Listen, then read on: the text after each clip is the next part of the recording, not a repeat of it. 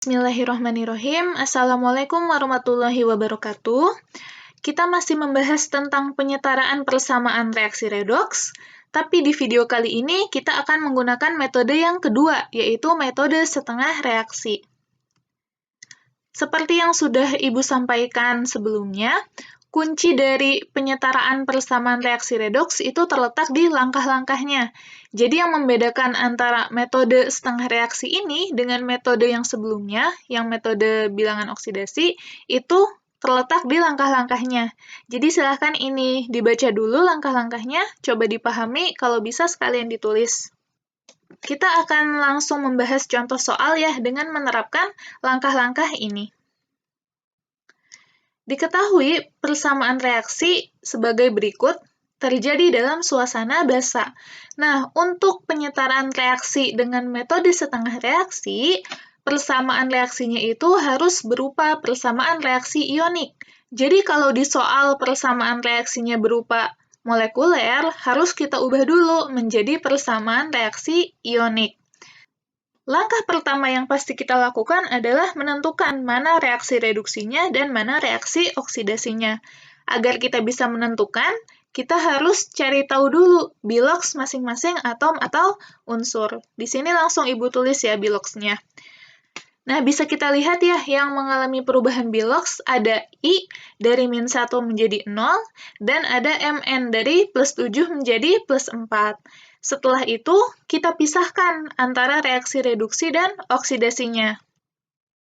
+7 menjadi +4 berarti dia mengalami reduksi, yang -1 menjadi 0 berarti dia mengalami oksidasi. Langkah selanjutnya, kita menyetarakan jumlah atom yang mengalami perubahan biloks. Untuk yang mengalami reduksi itu ada Mn. Mn di ruas kiri jumlahnya 1, yang di ruas kanan juga 1, maka Mn sudah setara. Untuk yang I di ruas kiri dia 1 jumlahnya, di ruas kanan ada 2, maka I yang di ruas kiri harus dikali dengan 2, atau kita tambahkan koefisiennya 2. Langkah selanjutnya, kita menyetarakan atom O dengan menambahkan H2O. Kita cek dulu, untuk reaksi reduksi, yang di ruas sebelah kiri, jumlah atom O-nya ada 4. Sementara yang di ruas kanan, jumlah atom O-nya ada 2.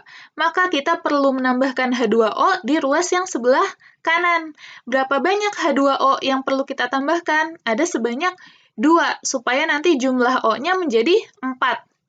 Nah, untuk yang reaksi oksidasi, tidak terdapat atom O, sehingga kita tidak perlu menyetarakan atau tidak perlu menambahkan H2O di ruas manapun.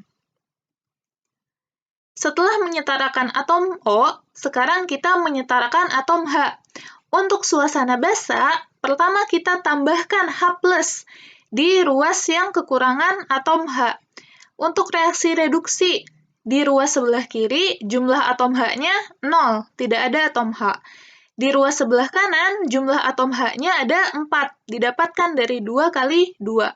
Maka, H+ yang perlu ditambahkan di ruas sebelah kiri ada sebanyak 4 H+. Kemudian, diikuti penambahan OH- sebanyak H+ yang ditambahkan, dan OH- ini ditambahkan di kedua ruas. H+ yang tadi ditambahkan ada sebanyak 4, maka kita perlu juga menambahkan OH- sebanyak 4, dan ingat, penambahannya terjadi di kedua ruas, di ruas kiri dan ruas kanan. Ini khusus untuk yang suasana basa.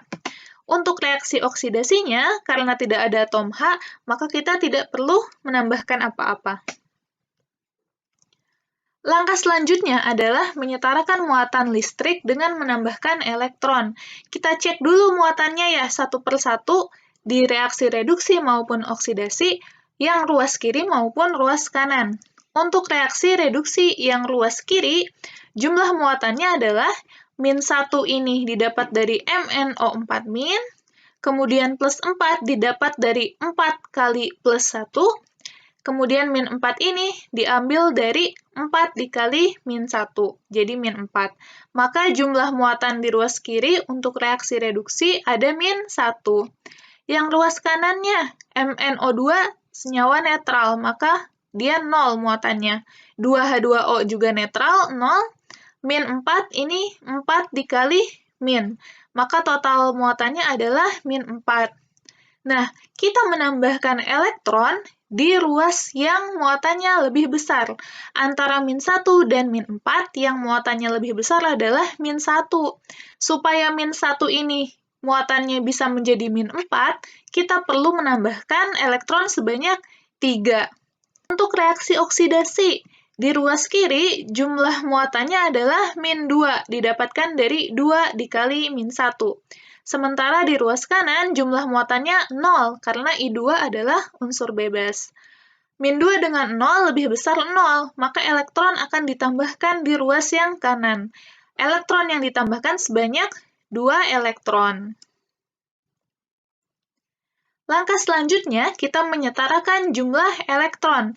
Jumlah elektron ini perlu disetarakan supaya nanti di akhir reaksi bisa kita coret elektronnya. Di reaksi reduksi, elektron yang terlibat ada 3 elektron. Di reaksi oksidasi, yang terlibat ada 2 elektron.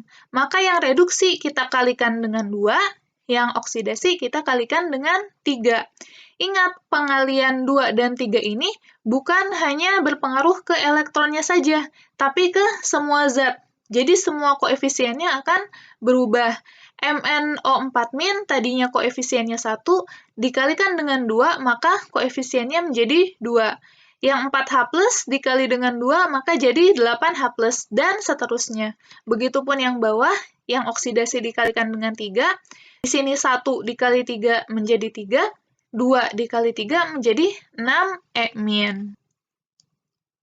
Langkah selanjutnya, kita menggabungkan atau menjumlahkan reaksi reduksi dan oksidasi.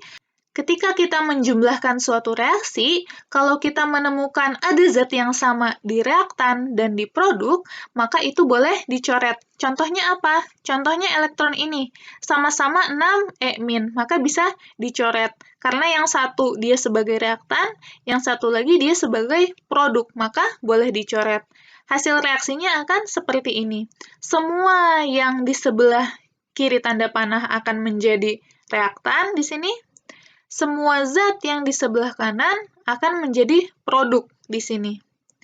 Selanjutnya, di sini ada 8H+ dan 8OH-. H+ kalau bertemu dengan OH- dia akan membentuk H2O. Kemudian karena jumlah H+ dan OH- di sini masing-masing ada 8, maka yang terbentuk adalah 8 molekul H2O. Di sini kita lihat, di reaktan ada 8 H2O. Di produk ada 4 H2O. Maka ini bisa kita coret. Yang 4 H2O akan habis, yang 8 H2O ini akan menjadi 4. 8 dikurangi 4. Maka hasil reaksinya akan seperti ini. Langkah-langkahnya sudah selesai kita lakukan, berarti yang terakhir kita tinggal mengecek apakah jumlah atom-atom ruas kiri telah sama dengan atom-atom ruas kanan. Mulai dari ruas kiri dulu ya. I-nya berjumlah 6, dapat dari sini. Mn-nya berjumlah 2, dapat dari sini. O-nya 12, didapat dari 2 kali 4 sama dengan 8, ditambah dengan 4. Kemudian H-nya 8, didapat dari 4 kali 2. Yang ruas kanan, I-nya sama dengan 6, didapat dari 3 kali 2. Kemudian Mn-nya 2, didapatkan dari sini, 2 kali 1. O-nya 12, didapatkan dari 2 kali 2, 4. 4 ditambah 8. Kemudian H-nya ada 8, didapat dari sini. Nah, ternyata sudah sama ya jumlah atom-atom ruas kiri dan kanan. Berarti kita sudah berhasil menyetarakan reaksi redoks dengan menggunakan metode setengah reaksi. Sekian pembahasan tentang penyetaraan persamaan reaksi redoks dengan metode setengah reaksi. Silahkan dipahami baik-baik. Jika ada yang belum dipahami, boleh ditanyakan. Wassalamualaikum warahmatullahi wabarakatuh.